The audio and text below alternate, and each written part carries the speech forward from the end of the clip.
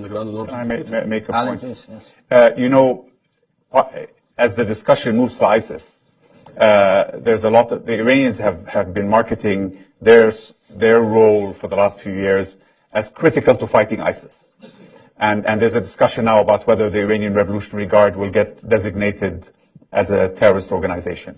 And actually, when you look beyond the hype, the Iranians have been the biggest beneficiaries from ISIS and Al-Qaeda.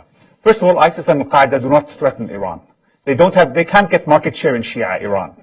You see, their attempt to grab market share is in Sunni lands. That's number one.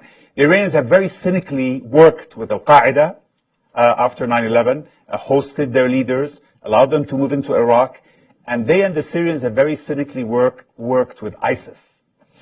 So the arguments in the press today that if you designate the Iranian Revolutionary Guard as a terrorist organization, you will lose Iran as an ally in the fight against ISIS is a total fallacy.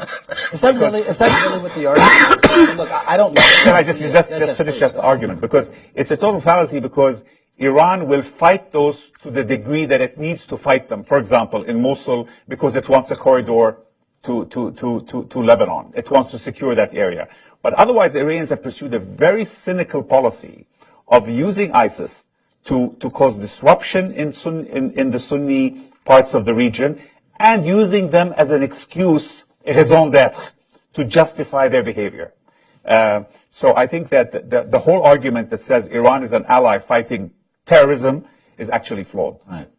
Mike, did you want to say something about this argument over the potential designation